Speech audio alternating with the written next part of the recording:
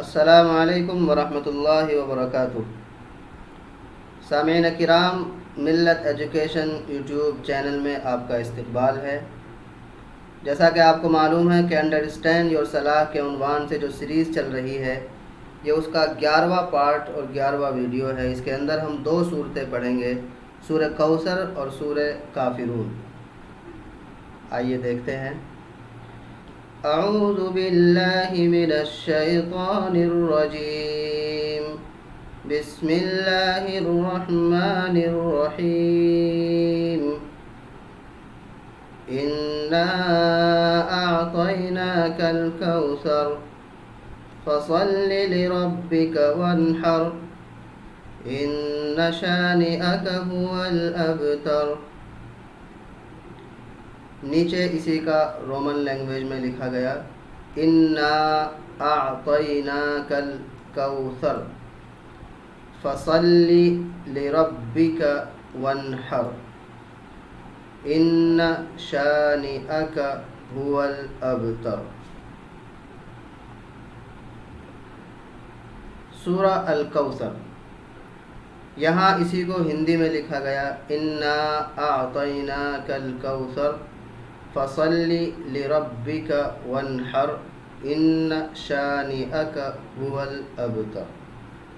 Translation. اب اس کا مطلب دیکھتے ہیں۔ اس صورت میں اللہ تبارک و تعالیٰ نے اپنے بندوں سے کیا ارشاد فرمایا ہے۔ تو اس صورت کا تعلق ایک خاص واقعے سے ہے، ایک خاص اسٹوری سے ہے۔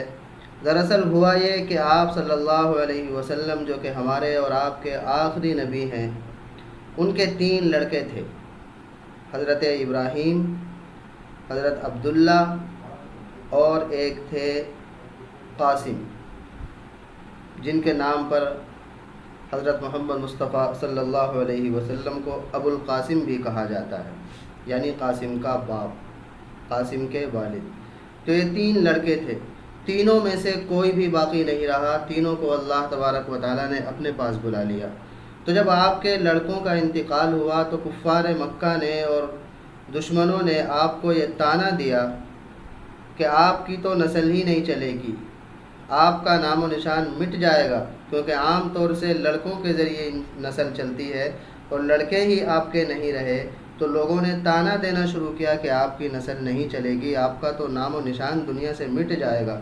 تو اللہ تبارک و تعالیٰ نے اپنے پیارے حبیب، اپنے پیارے محبوب حضرت محمد مصطفیٰ صلی اللہ علیہ وسلم کو تسلی دینے کے لیے یہ صورت نازل فرمایا انا اعطیناک الکوثر، اے میرے محبوب، ان دشمنوں کی باتوں میں آ کر گھبرانے کی ضرورت نہیں ہے، پریشان ہونے کی ضرورت نہیں ہے۔ ہم نے آپ کو حوض کوثر عطا کیا، جو ایک بہت بڑی نعمت ہے، اور اس کا ترجمہ بہت سے علماء کرام نے خیر کثیر سے بھی کیا ہے۔ الکوثر یعنی بہت زیادہ اچھائیاں، بہت زیادہ بھلائیاں، کہ ہم نے آپ کو بہت بڑی بھلائی عطا کی ہے اور حوض کوثر عطا کیا ہے۔ قیامت کے دن ایک خاص حوض ہوگا جنت کا، جو اللہ کے نبی کو دیا جائے گا، جہاں سے ہمارے اور آپ کے آقا اپنے امتیوں کو پانی پلائیں گے۔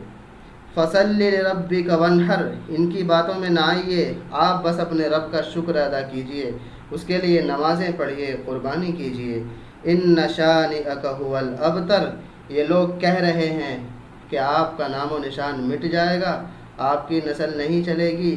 بے شک تمہارا دشمن ہی وہ ہے جو ابتر ہے، جس کی نسل نہیں چلے گی، جس کا نام و نشان مٹ جائے گا، آپ کا نام و نشان قیامت تک باقی رہے گا۔ اور یہی ہوا کہ آپ کے جو دشمن تھے، آج کوئی ان کو یاد کرنے والا نہیں ہے، لیکن میرے آقا حضرت محمد مصطفیٰ صلی اللہ علیہ وسلم کو اللہ تبارک و تعالیٰ نے وہ عزت دی ہے کہ پوری دنیا عزت کی نگاہوں سے دیکھتی ہیں۔ اسلام کے ماننے والے اور مسلمان ہی نہیں، بلکہ اسلام کے دشمن سمجھے جانے والے لوگ بھی پیارے آقا کو محبت کی نگاہوں سے دیکھتے ہیں۔ بلکہ جب وہ لسٹ تیار کرتے ہیں top 100 personalities of the world, کہ دنیا کی سب سے زیادہ اثر کن اور سب سے زیادہ اچھی، سب سے زیادہ مقبول 100 لوگوں کی جب وہ لسٹ تیار کرتے ہیں، تو سب سے پہلا اگر نام ہوتا ہے تو وہ ہمارے اور آپ کے آقا حضرت محمد مصطفیٰ صلی اللہ علیہ وسلم کا ہوتا ہے۔ اسی کو اللہ نے فرمایا ان شانئک هو الابتر، آپ کا تو نام و نشان قیامت تک باقی رہے گا، لیکن تمہارا دشمن ہی ہے جس کی نسل نہیں چلے گی، اس کا نام و نشان مٹ جائے گا۔ یہ ہے سورہ کوثر۔ بے شک ہم نے آپ کو حوض کوثر عطا کر دی ہے، تو آپ اپنے رب کی رضا کے لیے نماز پڑھو اور قربانی کرو، بے شک آپ کا دشمن ہی وہ ہے جس کی جڑ کٹی ہوئی ہے۔ اگلی صورت دیکھتے ہیں۔ بسم اللہ الرحمن الرحیم قل یا ایہا الکافرون لا اعبد ما تعبدون ولا انتم عابدون ما اعبد ولا انا عابد ما عبدتم ولا انتم عابدون ما اعبد لکم دینکم ولی دین۔ یہ ہے سورۃ الکافرون۔ رومن میں یہاں دیکھیے قل یا ایہا الکافرون لا اعبد ما تعبدون ولا انتم عابدون ما اعبد ولا انا عابد ما عبدتم ولا انتم عابدون ما اعبد لکم دینکم ولی دین۔ اسی کو ہندی میں دیکھیے سورہ الکافرون قل یا ایہا الکافرون لا اعبد ما تعبدون ولا انتم عابدون ما اعبد ولا انا عابد ما عبدتم ولا انتم عابدون ما اعبد لکم دینکم ولی دین۔ اس کا مطلب دیکھتے ہیں۔ اس کے اندر بھی ایک خاص واقعہ ہے۔ کفار مکہ اور دشمنان اسلام اللہ کے نبی صلی اللہ علیہ وسلم کے پاس آتے ہیں اور کہتے ہیں کہ اے محمد آپ ایک خدا کو ماننے کی بات کرتے ہیں، ایک رب کے سامنے سجدہ کرنے کی بات کرتے ہیں، جبکہ ہمارے تو سینکڑوں دیوی اور دیوتا ہیں، ہمارے تو سینکڑوں اور ہزاروں خدا ہیں، ہم کیسے ان سب کو چھوڑ کر ایک کو مان لیں؟ آئیے ایسا کرتے ہیں، ہم تمہارے رب کی عبادت کرتے ہیں اور آپ ہمارے کی عبادت کیجیے، جو ہمارے خدا ہیں آپ ان کو مانیے اور جو آپ کا خدا ہے ہم اس کو مان لیتے ہیں۔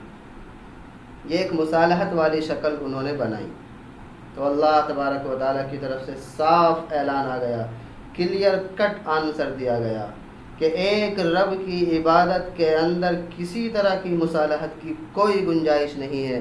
فرمایا قل یا ایھا الکافرون، اے محمد کہہ دو اے حق کا انکار کرنے والو، میں ان کی عبادت نہیں کرتا جن کو تم پوجتے ہو، تمہارے جو معبود ہیں، تمہارے جو خدا ہیں وہ تم رکھو، میں ان کی عبادت نہیں کرتا، اور نہ تم اس کی عبادت کر رہے ہو فی الحال جس کی میں عبادت کرتا ہوں، میرے رب کو تم نہیں مان رہے ہو، اور آگے تم جس ایگریمنٹ کی بات کر رہے ہو کہ آگے چل کر ایسا ہونا چاہیے کہ تم میرے معبودوں کو پوجو، میں تمہارے معبود کی عبادت کروں گا، تو سن لو ولا انا عابد ما عبدتم، اور نہ آگے میں اس کی عبادت کرنے والا ہوں جس کی تم کرتے ہو، میں تمہارے خداؤں کو نہیں ماننے والا اور نہ ہی تم میرے معبود کی عبادت کرنے والے ہو۔